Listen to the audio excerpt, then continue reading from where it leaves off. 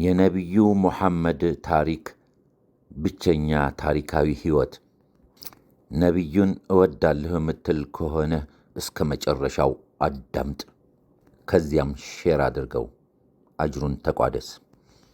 አላህ ሱብሓነሁ ወተዓላ ለመጨረሻው ኪዳን ቁርአንና ኢስላም የለገሰው ስጦታ የዘመናት ሹምሽር ሳይበግረው እስከ ዕለተ ትንሣኤ ድረስ ሳይበረዝና ሳይከለስ እንዲቆይ ማስቻሉ ነው። ይህ ብቻ አይደለም። ይህ ዲን ከሌሎች ሃይማኖቶች በላይም ይፋ እንደሚሆን ቃል ገብቷል። በቁርአንም እንዲህ ይላል። የአማርኛ ትርጉሙ እንዲህ ይነበባል። ቁርአንን እኛው አወረድነው፣ እኛም ለእርሱ ጠባቂዎች ነን። ሂጅር ቁጥር 9።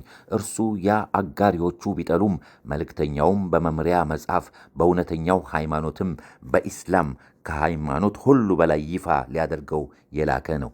አልሶፍ ቁጥር 9።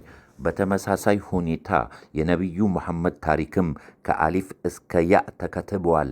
የበርካታ ነቢያት ዝርዝር ታሪክ እንደከሰመ የነቢዩ መሐመድ ለክስመት አልተዳረገም።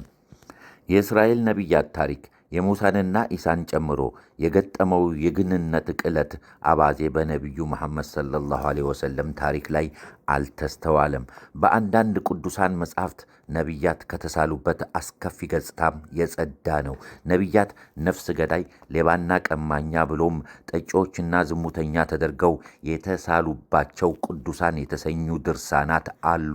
የነቢዩ ታሪክ ከእንዲህ አይነቱ መፋለስ የጠራ ነው። የአንዳንድ እምነት ተከታዮች የነቢያቸውን ታሪክ የበረዙት ባለማወቅ ብቻ አይደለም፣ ራሳቸው ለሚፈጽሙት የወንጀል ተግባር ቡራኬ ለማግኘት በመሻት እንጂ። ለዚህ እኩይ ዓላማም ተምሳላዊ ከሆኑ ስብዕናዎች ታሪክ ውስጥ የጎደፉ እጆች ጣልቃ ገቡ። ነቢያት ያልተላበሷቸውን ስብዕና የሌላቸውን ባህሪ ለጠፉባቸው። አሳዛኝና አሳፋሪ ድርጊት። ይህ ያለፉ ነቢያትን ታሪክ ያጋጠመ ቀውስ ነው። በአብዛኛው ሆን ተብሎ፣ በጥቂቱ ደግሞ በመርሳት። የታላቁ ነቢይ ግን ታሪክ ግን ዝንተ ዓለማዊ አርአያ ሆኖ እንዲቆይ አላህ በመፈለጉ ጠብቆታል። በቁርአን ከተጠቀሰው ባህርያቸው ባሻገር በሐዲስ የተዘገቡ ታሪካቸውም በየትኛውም ሳይንሳዊ መንገድ ወይም ማንኛውም የታሪክ ምሁር ሊከተለው በሚያዳግተው የዘገባ ጥራትና ሪኮርድ ትንሽ ትልቅ ሳይዘነጋ ተከትቧል።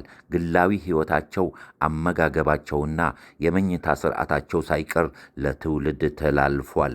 ቁርአንና የነቢዩ መሐመድ ሐዲስ የአበው ነቢያት ታሪክም ኦሪጂናል ውበቱን ጠብቆ እንዲቆይ ልዩ ሚና ተጫውተዋል። ለዚህ ነው ስለ ነቢያት ታሪክም ከቁርአንና ከሐዲስ ውጭ የአስተማማኝ ሰነድ አይኖርም የምንለው። ከሁሉ የሚደንቀው ደግሞ የነቢዩ መሐመድን ታሪክ ስናነብ የሌሎች ነቢያትንም ታሪክ በአንድ ሰው ስብዕና ውስጥ ለማንበብ መቻላችን ነው። በእያንዳንዱ ነቢይ ልዩና ብርቅ ሆነው የሚታዩ ባህርያት በታላቁና በመጨረሻው ነቢይ ሙሐመድ ሰለላሁ ዐለይሂ ወሰለም ታሪክ ደምቀውና አምረው ተስተውለዋል። እስቲ ስለ ሁለገብ ስብዕናቸው እናንሳ። ነቢዩ ሙሐመድ ሰለላሁ ዐለይሂ ወሰለም ታላቅነት በምድራችን ከታዩ ዝነኛ ግለሰቦች አንጻር ነቢያትን ጨምሮ ሲታይ እጅግ ልቆ እናገኘዋለን። ሰዎች ግለሰቦችን የሚለኩበት መስፈርት ስናጤነው በአብዛኛው የአንድዮሽ ሆኖ ይታያል። ዝነኞቹ አንድም ታላቅ የፖለቲካ ሰው ሊሆኑ ይችላሉ፣ ወይም ዕውቅ የማኅበራዊ ሕይወት አቀንቃኝ፣ አሊያም ታላቅ የጦር መሪ ወይም የተዋጣለት ተመራማሪ ወዘተ። ለምሳሌ አንድ ሕዝባዊ ጥያቄን ያነገበና በውድቀት አፋፍ ላይ ያለ ሕዝብን በጠንካራና በሳል አመራር ለለውጥና ድል ያበቃ መሪ ጥሩ የፖለቲካ ሰው ተብሎ በታላቆች መደብ ሊፈረጅ ይችላል። በሌላ የሕይወት ዘርፍ ግን ምናልባት እንኳን ዝና የሚጠቀስ ታሪክ ላይኖረው ይችላል። ነቢዩ መሐመድ ሰለላሁ ዐለይሂ ወሰለም ግን ዘላን አረቦችን አሰልጥነውና አንድነታቸውን ጠብቀው በሰው ልጅ የፖለቲካ ታሪክ ውስጥ የላቀ ሚና እንዲጫወቱ ማድረግ ችለው ነበር። ማንም የፖለቲካ ሰው አስገኘ ከሚባለው ድል በላይ ነቢዩ መሐመድ ሰለላሁ ዐለይሂ ወሰለም ተሳክቶላቸዋል።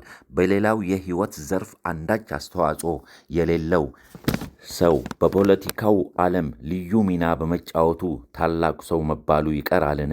ነቢዩ መሐመድ ግን በፖለቲካው ዓለም ብቻ ሳይሆን በሌላው የሕይወት ዘርፍም ከፍተኛ ዝናን መጎናጸፍ በመቻላቸው በፖለቲካው ዘርፍ ብቻ ጥረት አድርገው ከተሳካላቸው ስብዕናዎች መካከል የሚወዳደራቸው አይኖርም። አንድ የማኅበራዊ ተሐድሶ አራማጅ በኅብረተሰቡ ውስጥ ጭቆና ተንሰራፍቶ እኔነትና ራስ ወዳድነት ገኖ ጠንካራው ደካማውን ሲጮቅን፣ ሀብታሙ በድሃው ላብ ሲያድር ወዘተ ሲመለከት ለማኅበራዊ ለውጥ ይነሳሳል። የበሰበሰውን ስርዓት ለመገርሰስና ማኅበራዊ አጣብቂኝ ውስጥ ያለን ሕዝብ ለመታደግ ሌሎች ሥራዎቹን ትቶ ደፋ ቀና በማለት ያሰበው ተሳክቶለት ማኅበራዊ ለውጥ ቢያመጣ ይህን ግለሰብ ታላቅ ሰው አንለውምን? ይህ የማኅበራዊ ሕይወት ተሐድሶ ለውጥን ማስገኘት ግን የነቢዩ መሐመድ ሰለላሁ ዐለይሂ ወሰለም ሕይወት አንድ ገጽታ ሆኖ እናገኘዋለን። መላ ሕይወታቸውን ለዚህ ተግባር ብቻ የሰጡ የማኅበራዊ ተሐድሶ መሐንዲሶች ማምጣት ከሚችሉት በላይ ውጤት አስመዝግበው እናገኛቸዋለን። በመሆኑም ከማኅበራዊ ለውጥ አራማጆች ሁሉ ነቢዩ ቁንጮ ነበሩ። በተመሳሳይ አካሄድ በሥነ ምግባሩ ዘርፍም የነቢዩ መሐመድን ታላቅነት ማስተዋል እንችላለን። አንድን የሞራል ሰው በኅብረተሰቡ ውስጥ ውሸት፣ መናፍቅነት፣ ማታለልና ክህደት ጠጭነት፣ ሴሰኝነት፣ ቁማር፣ ቀማኝነት፣ ዝርፊያ መኖሩን ሲያጤን ይህን ለመለወጥ መላ ሕይወቱን ቢሰዋና አመርቂ ውጤት ቢያስመዘግብ ታላቅ ዝነኛ መባሉ አይቀርም። ይህ ሰው ግን ምናልባት ለዚህ ደረጃ ለመብቃት የቻለው መላ ዕድሜውንና ጉልበቱን መሥዋዕት አድርጎ ይሆናል። በሌሎች የሕይወት ዘርፎች ያለው ሚናም ውስን ሊሆን ይችላል። ታዲያ ነቢዩ መሐመድ በሞራል ግንባታ ረገድም ዝነኛ አንቱ የሚያሰኝ ተግባር ፈጽመዋል። አንድ የጦር መሪ ጠንካራ ሰራዊት መስርቶና በጦር ሜዳም በድል ላይ ድል እንዲቀዳጅ ማድረግ ከቻለ የጦር ሜዳ ባለጀብዱና ጀግና መባሉ አይቀርም። ታዲያ በዚህ ዘርፍስ ነቢዩ መሐመድ አይበገሬ ጦር አልመሰረቱምን? እዝነትንና ወታደራዊ ባህርን የተላበሰ ከመኖር መሞትን ከመሸሽ መስዋዕትነትን የሚመርጥ ድንቅ ጦር አላፈሩምን? የትኛውን የጦር አበጋዝ ከሚያገኘው ድል የላቀ የጦር ሜዳ ገድል አላስመዘገቡምን? በእርግጥ በጦር መሪነትም ታላቅ ጀብዱ ፈጽመዋል። ነቢዩ መሐመድ በዚህ ዘርፍም ልቀው ተገኝተዋል። አንድ ግለሰብ ራሱን በዒባዳ አምልካዊ ተግባራት ለማስገዛት ቢነሳና መንፈሱና ሩሑን ቢያጎለብት ጌታውን በማናቸውም የሕይወት እንቅስቃሴው ቢያስታውስ ቀልቡን ምንጊዜም ከአምላኩ ትውስታ ጋር ቢያቀናጅ በራሱና በሌሎች ሕዝቦች መካከል ያለውን ግንኙነት ቢያቀና ተቅዋና ኢኽላስ መለያ ባህሪው ቢሆን ከሁሉም አልፎ በዙሪያው በእርሱ አምሳል የተቀረጹ የእርሱን ፈለግ የሚከተሉ አቢዶችን ማፍራት ቢችል ይህ ሰው በእርግጥም ዝና ሊቸረው የሚገባ ታላቅ መንፈሳዊ ሰው ነው። ነቢዩ መሐመድ የዚህ ስብዕና ባለቤትና መሪ ተዋናይ ነበሩ። በሞራል ደንብ የታጠቀ መንፈሳዊ ማኅበረሰብ መመስረት ችለዋል። ነቢዩ መሐመድ ሰለላሁ ዐለይሂ ወሰለም ከላይ የተጠቀሱት የሕይወት ዘርፎች በሙሉ አካተው በመገኘታቸው ነው ታላቅነት ብቻ ሳይሆን የታላቆች ታላቅ ለመሆን የበቁት። በአንዱ ዘርፍ ያላቸው የደረጃ አስተዋጽኦ በሌላው ዘርፍ ሊኖራቸው የሚገባው ሚና አላቀጨጮውም። የዲፕሎማሲ ፖለቲካ ስብዕናቸው ከወታደራዊ መሪነታቸው አላዘናጋቸውም። ለማኅበራዊ እድገት የሚያደርጉት ጥረት ለሞራል ልዕልና የሚያደርጉትን ትግል አልገደበውም። ስብዕናቸውን ለመቅረጽ የወጠኑት የሕይወት ጉዞ ከአላህ ጋር ያላቸውን አምልካዊ ኢባዳዊ ተግባራት እንዲዘነጉ አላስገደዳቸውም። ይልቁንም ውጫዊ ተግባራቸውና የሕይወት ተሳትፏቸው ከቤተሰባዊ ኃላፊነት አልገታቸውም። ሚስታቸውንና ልጆቻቸውን ከመንከባከብ አልቦዘኑም። ጥሩ ባል፣ ጥሩ አባት ነበሩ። አንድ ሰው በሌላው የሕይወት ዘርፍ አናሳ አስተዋጽኦ ኖሮት ለቤተሰቡ ማድረግ የሚገባውን ሁሉ ቢያደርግ እጅግ ፍትሐዊ ቤተሰባዊ አስተዳደር መመስረት ቢችል ክብር እንችረዋለን።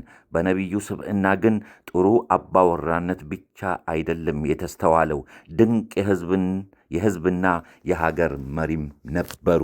በመንፈሳዊ ትጋታቸው ደግሞ ድንቅ ታሪክ እናነባለን። እግራቸው እስኪያብጥ ድረስ ሌሊት ይቆማሉ። ባለቤታቸው አይሻ በሐዘን ቀልቧ ይነካል። እባክዎ ራስዎን አይጉዱ፣ አላህ የትላንቱንም ሆነ የወደፊቱን ስህተቶን ምሮታል የለም በማለት ትጠይቃለች። አመስጋኝ ባሪያ መሆን የለብኝምን ነበር መልሳቸው። በአብዛኛው ሌሊቱን በስግደት ቀኑን በጾም ያሳልፋሉ። በቤታቸው 3 ፍሬ ተምር እንኳ አድሮ አያውቅም።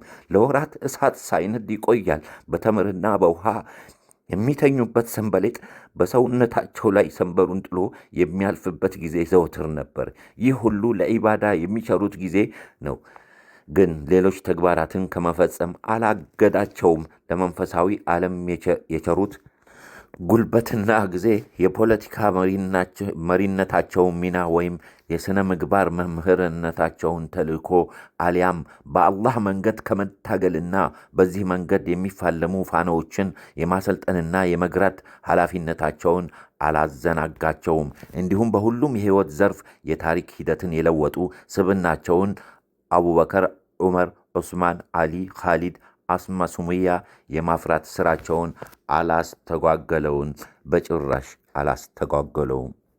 ለማጠቃለል ታላላቅ ስብዕናዎች፣ ባህርያት ሁሉ በታላቁ ነቢይ ባህሪና ማንነት ውስጥ ተዋህደዋል። አንድ ግለሰብ ሊያሟላ የማይችለውን ስብዕናና ባህሪ አካተዋል። ይህ ነው የታላላቆች ታላቅ ያሰኛቸው። ታላቁ ነቢይ ሙሐመድ ሰለላሁ ዐለይሂ ወሰለም ከተራው ሰው ላይ የሚታዩ ድንቃድንቅ ባህርያትን ብቻ አልነበረም የተላበሱት። በአንጡራ ነቢያት ዘንድ በተናጠል ጎልተው የሚታዩ ባህርያትም በእርሳቸው ስብዕና ተሰብስበዋል። የነቢዩ ኑህ ዓለይሂ ሰላቱ ወሰላም ሕይወት ልዩ ባህሪ አለው። ረጅም ትዕግሥትና የተሞላበት የዳዕዋ ሕይወት አሳልፈዋል። ነቢዩ ኢብራሂምም እጅግ በጣም ዲፕሎማሲያዊ በሆነ መንገድ በገርነት ሐቅን ለሕዝባቸው ለማድረስ ድንቅ ጥረት አድርገዋል።